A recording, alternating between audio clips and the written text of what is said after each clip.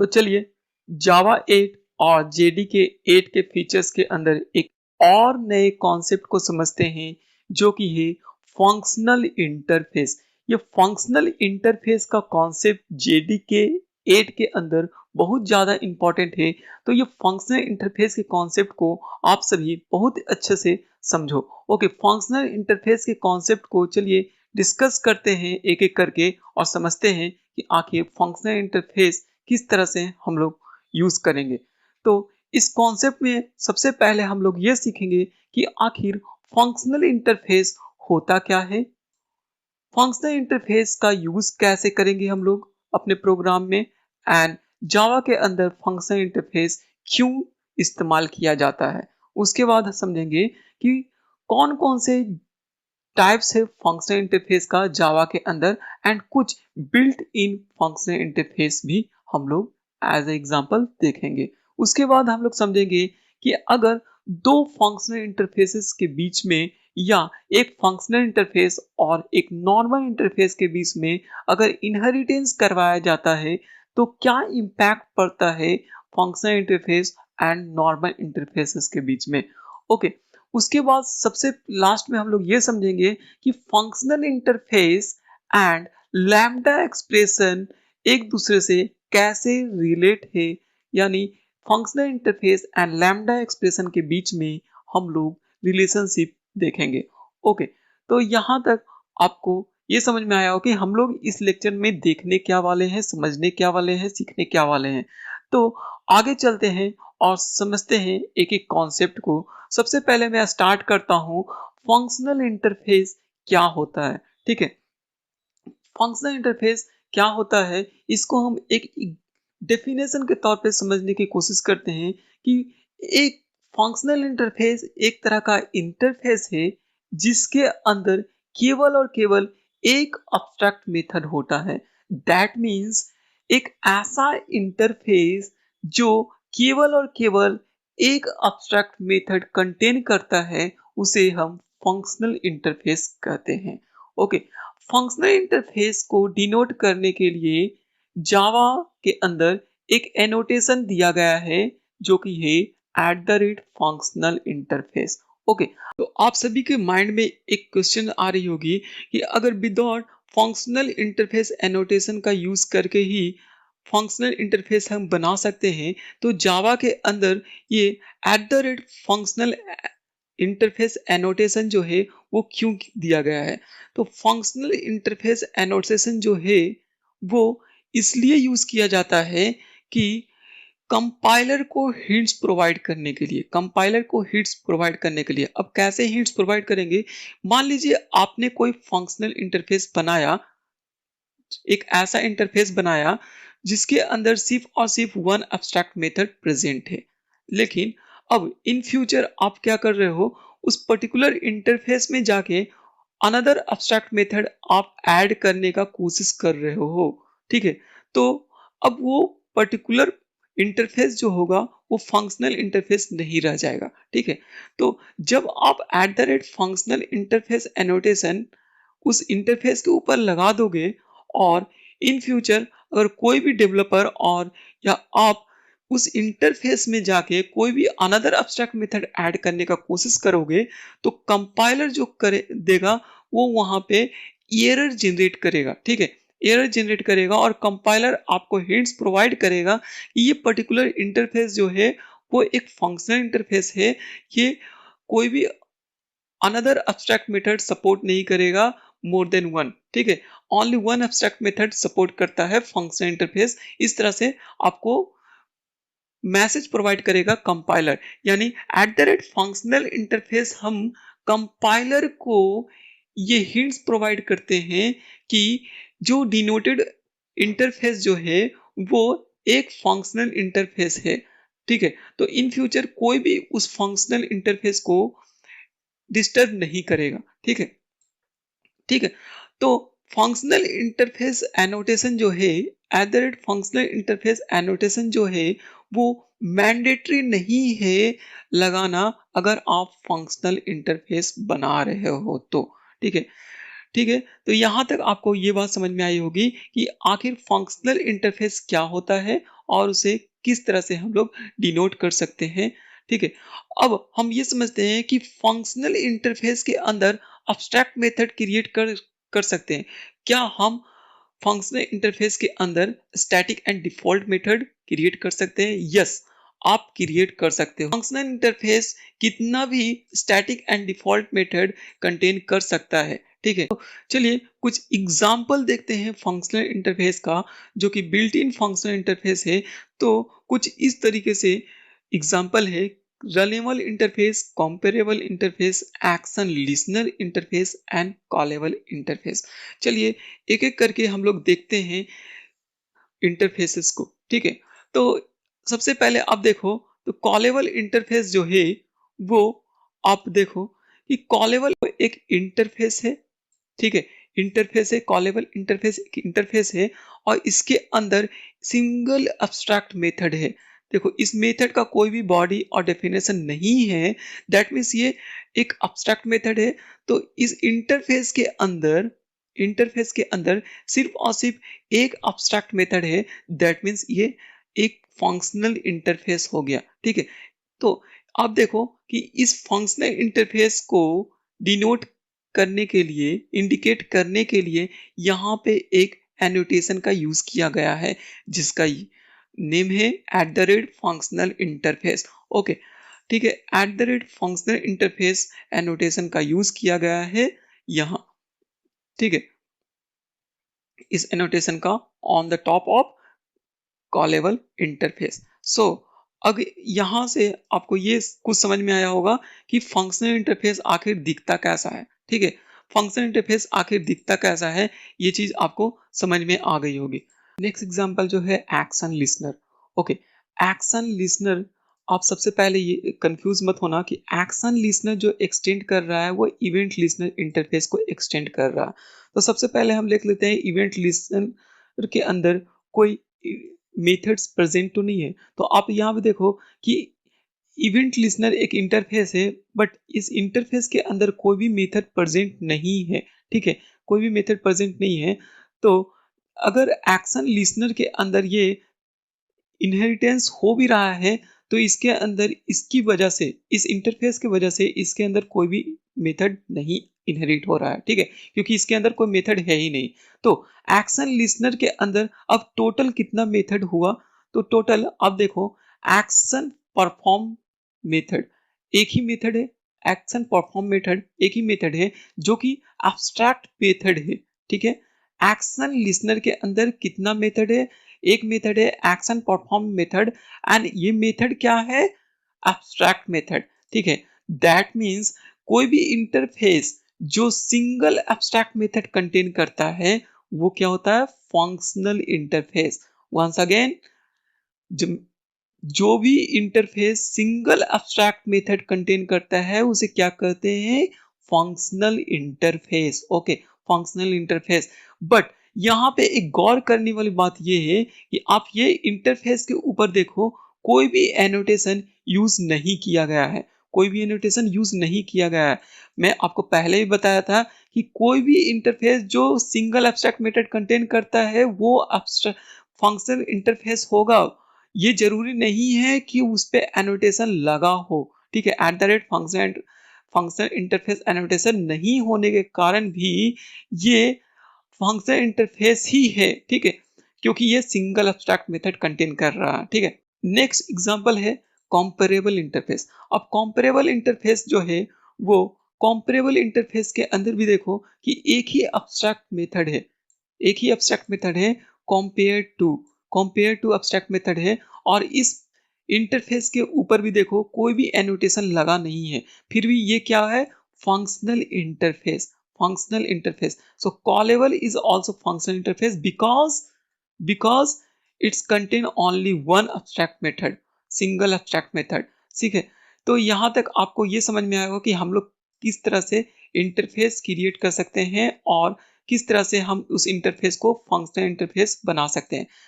तो अभी तक जो हम लोगों ने देखा वो तो था built in functional interface. Okay, so अब हम लोग अपना एक यूजर डिफाइंड फंक्शनल इंटरफेस बनाना चाहते हैं तो कैसे बनाएंगे?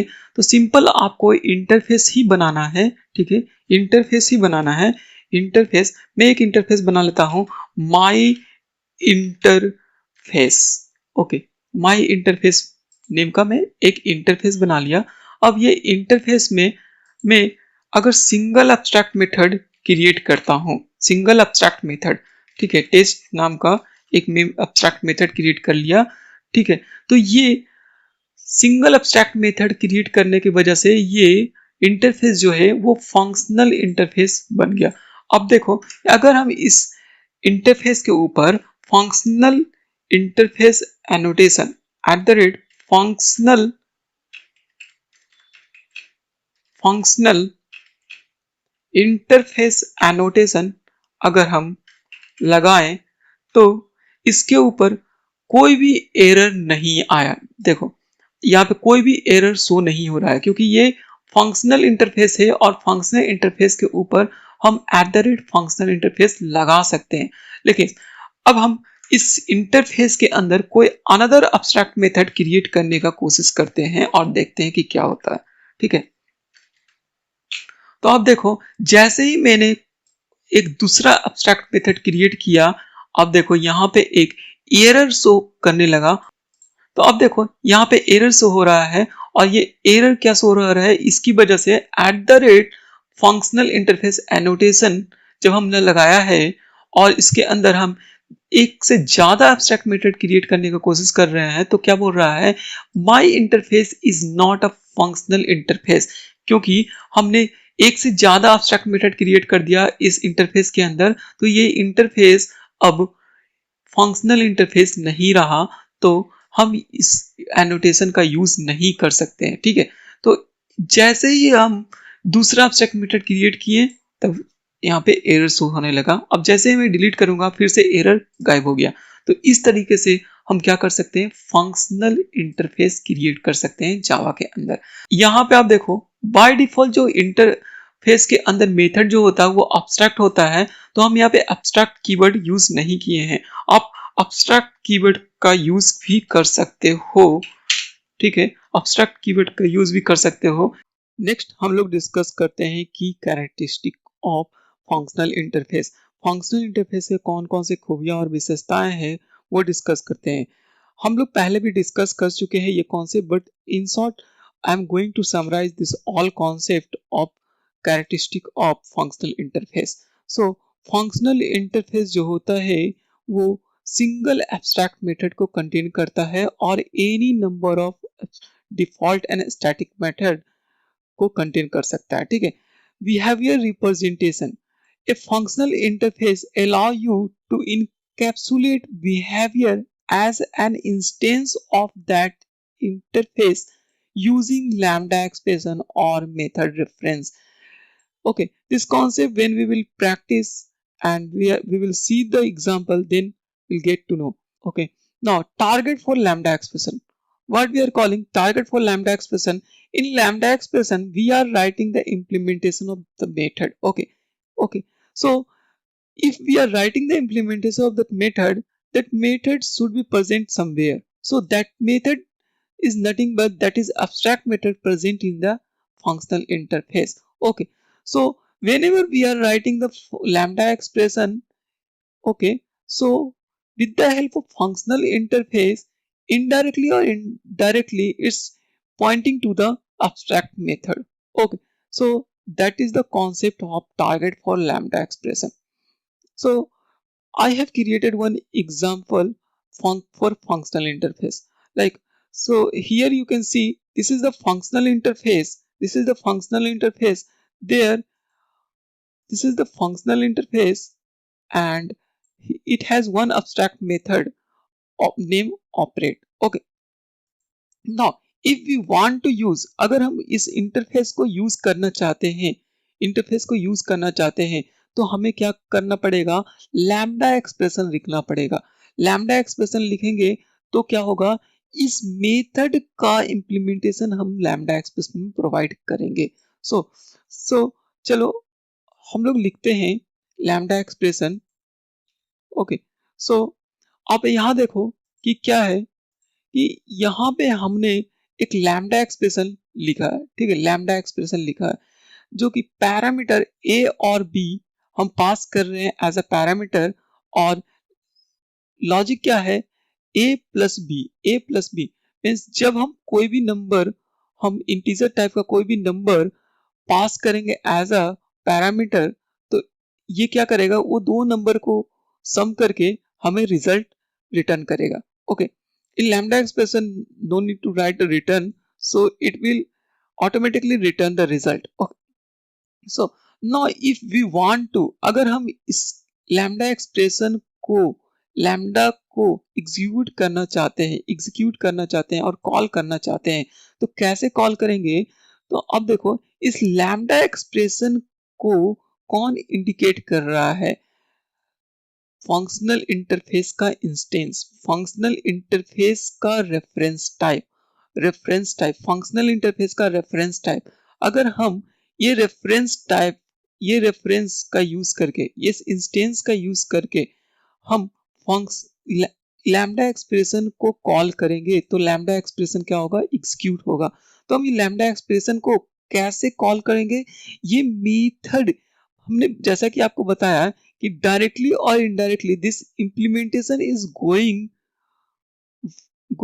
To the going to the this implement method, abstract method। Okay, so ये इम्प्लीमेंटेशन कहाँ जा रहा है? ये एब्स्ट्रैक्ट मेथड का इम्प्लीमेंटेशन में जा रहा है, ठीक है।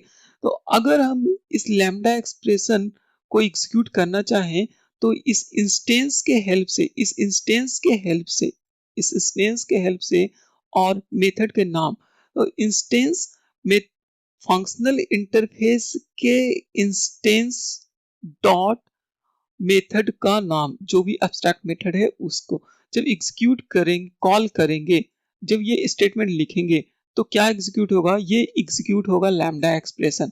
सो don't be confuse, if you want to use this lambda expression, or if you want to call this lambda expression, then you have to write the instance name of the type of functional interface which indicating the lambda expression, and dot लगाकर उसका method का नाम। Okay, so when we will call, obviously we are passing 5 and 3, so 5 and 3 if we are passing in this lambda expression, so 5 plus 3 is equal to 8, so output will be 8।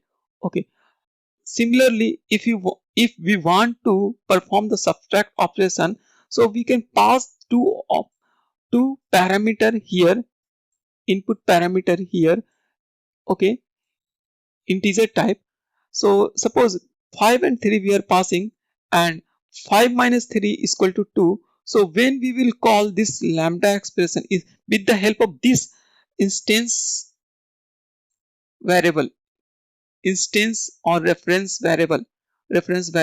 So when we will call the subtract dot operate, so this lambda expression will execute। so ये lambda expression execute होगा, तो हमें output क्या मिलेगा? 2।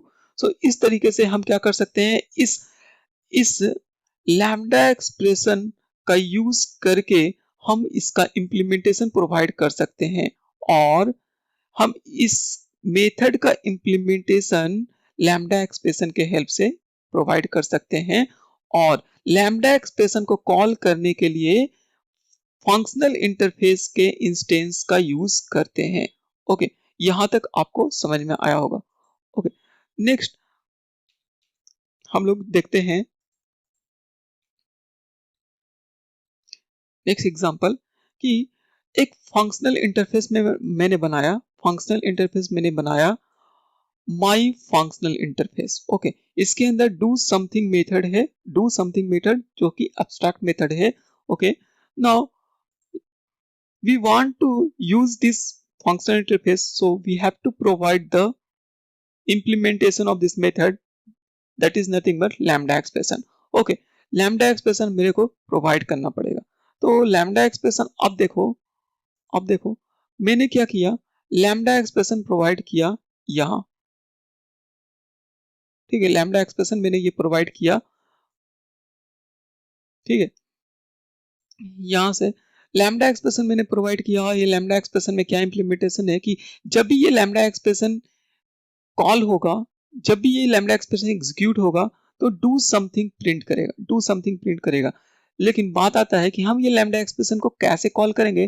तो जैसा कि हमने बताया है कि लैम्डा एक्सप्रेशन, आप देखो लैम्डा एक्सप्रेशन का रेफरेंस कहाँ है, दिस, ये फंक्शनल इंटरफेस के इंस्टेंस में, ठीक है।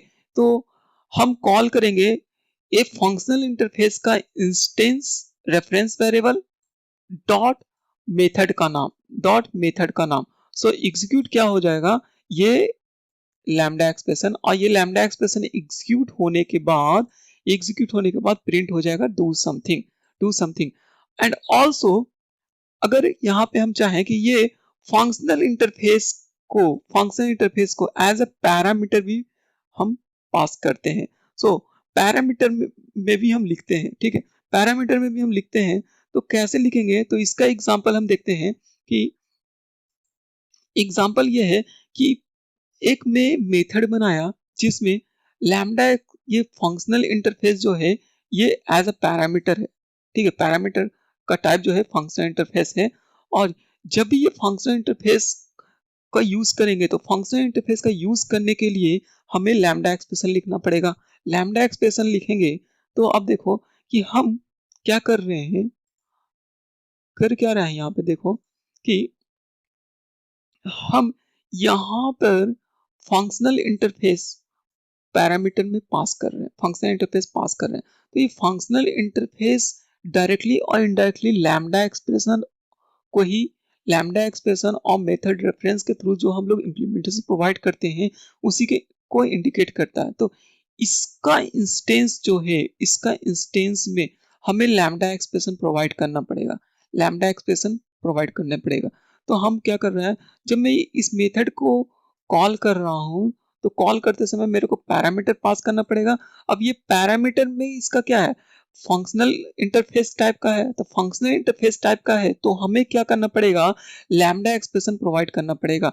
तो लैम्डा एक्सप्रेशन में प्रोवाइड कर रहा हूँ और ये एक्शन एग्जीक्यूटेड मींस जब भी ये फंक्शनल इंटरफेस के हेल्प से हम ये लैम्डा एक्सप्रेशन को कॉल करेंगे, ठीक है, कॉल करेंगे, तो डू समथिंग मेथड है इसका नाम, ठीक है। तो कॉल करेंगे तो एक्शन एग्जीक्यूटेड प्रिंट होगा। ओके, तो यहां तक आपको समझ में आया होगा कि किस तरीके से हम फंक्शनल इंटरफेस का यूज, लैम्डा एक्सप्रेशन का यूज कर सकते हैं, ठीक है। नेक्स्ट हम लोग देखते हैं टाइप ऑफ फंक्शनल इंटरफेस और built in functional interface. Type of functional interface Java के अंदर जो ये कुछ इस तरीके से है, consumer, supplier, predicate and function. Okay, function. So मैं ज्यादा इस पे बात नहीं कर रहा हूँ, लेक्चर्स और भी बहुत ज्यादा बड़ा हो जाएगा।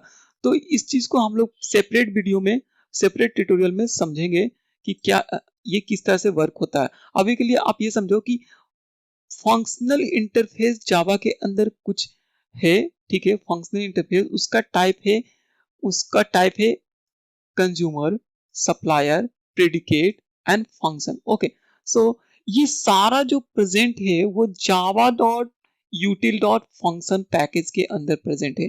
जावा dot util dot function package के अंदर ये सारा इंटरफेसेस प्रेजेंट है जो कि फंक्शनल इंटरफेस है। Okay, why functional interface. So functional interface जैसा कि हमने बताया कि अगर आपको लैम्डा एक्सप्रेशन का यूज करना है, ठीक है, लैम्डा एक्सप्रेशन आप प्रोवाइड लिखे हो, इंप्लीमेंट किए हो अपने प्रोग्राम में, तो लैम्डा एक्सप्रेशन को कॉल करने के लिए, लैम्डा एक्सप्रेशन को कॉल करने के लिए आपको फंक्शनल इंटरफेस की जरूरत होगा, ठीक है। लैम्डा एक्सप्रेशन को कॉल करने के लिए फंक्शनल इंटरफेस का जरूरत होगा और फंक्शनल इंटरफेस के हेल्प से ही हम क्या कर सकते हैं, उसको कॉल कर सकते हैं और लैम्डा एक्सप्रेशन को एग्जीक्यूट करवा सकते हैं, लैम्डा एक्सप्रेशन का यूज कर सकते हैं, ठीक है। अब तो फंक्शनल इंटरफेस जो हो गया वो की फीचर्स हो गया lambda expression and stream API के, ठीक है। कि स्ट्रीम एपीआई के अंदर हम क्या कर सकते हैं, लैम्डा एक्सप्रेशन का यूज होता है, ठीक है। लैम्डा एक्सप्रेशन का यूज करने के लिए हमें क्या करना पड़ेगा, लैम्डा एक्सप्रेशन का यूज करने के लिए हमें फंक्शनल इंटरफेस का यूज करना पड़ेगा। ओके, अब functional interface with respect to inheritance, functional interface with respect to inheritance, तो अगर if a interface extend the functional interface and child interface does not contain any abstract method, then child interface is also functional interface। क्या समझ में आया? यहाँ से समझ मानो कि A जो है वो फंक्शनल इंटरफेस है, तो फंक्शनल इंटरफेस के अंदर एक abstract मेथड है, ठीक है। अगर B जो है वो एक इंटरफेस है और वो A को एक्सटेंड कर रहा, ए क्या है, ए एक फंक्शनल इंटरफेस है, बी जो है वो फंक्शनल इंटरफेस को एक्सटेंड कर रहा है, जबकि बी के अंदर कोई भी अलग से कोई भी मेथड डिक्लेयर नहीं किया गया, ठीक है। तो बी भी एक फंक्शनल इंटरफेस हो जाएगा, क्योंकि बी के पास डायरेक्टली और इनडायरेक्टली सिंगल एब्स्ट्रैक्ट मेथड ही आएगा, क्योंकि ए को एक्सटेंड किया है तो ए से एक इनहेरिट होके वो मेथड जो मेथड 1 नाम का मेथड है वो बी के अंदर आ गया है, ठीक है। तो बी एक फंक्शनल इंटरफेस बन जाएगा। नाउ कि अगर आप देखो कि ए जो है फंक्शनल इंटरफेस है, बी के अंदर भी सेम मेथड नेम प्रेजेंट है, मेथड सिग्नेचर प्रेजेंट है, जैसा कि ए के अंदर है, ठीक है, ए के अंदर है। तो अब देखो बी जो है, बी ए को एक्सटेंड कर रहा है, बी जो है ए को एक्सटेंड कर रहा है, दैट मीन्स ये मेथड भी इसमें इनहेरिट हो गया। इसका मतलब क्या है कि बी के अंदर हम सेम सिग्नेचर का मेथड क्रिएट कर सकते हैं जैसा ए में प्रेजेंट है, तब भी हमें कोई भी कंपाइल टाइम एरर नहीं मिलेगा, कोई भी टाइप का एरर नहीं मिलेगा। बी भी एक फंक्शनल इंटरफेस ही रहेगा, क्योंकि दोनों का मेथड सिग्नेचर जो है, एब्स्ट्रैक्ट मेथड सिग्नेचर जो है वो सेम है। ओके, सो यहाँ पर ये इंटरफेस, दोनों इंटरफेस जो है वो फंक्शनल इंटरफेस ही रहेगा। तो अब कॉन्सेप्ट आता है functional interface and lambda expression के बीच में रिलेशन क्या है। हम लोग ऑलरेडी डिस्कस कर चुके हैं कि once we write the lambda expression to invoke its functionality, then functional interface is required. Okay, lambda expression अगर हम लोग लिखते हैं तो फंक्शनल इंटरफेस का जरूरत पड़ेगा उसको कॉल करने के लिए, इन्वोक करने के लिए, एग्जीक्यूट करवाने के लिए, ठीक है। तो इसका यही मतलब है कि फंक्शनल इंटरफेस का यूज लैम्डा एक्सप्रेशन को कॉल करने के लिए करते हैं, लैम्डा एक्सप्रेशन को इन्वोक करने के लिए करते हैं। तो होप ये लेक्चर्स आपको समझ में आई होगी। अगर आपको कोई भी किसी भी टॉपिक में कुछ भी समझ में नहीं आया हो तो आप कमेंट जरूर करें, मैं उसे और भी डिटेल से समझाने का कोशिश करूंगा। Thank you so much.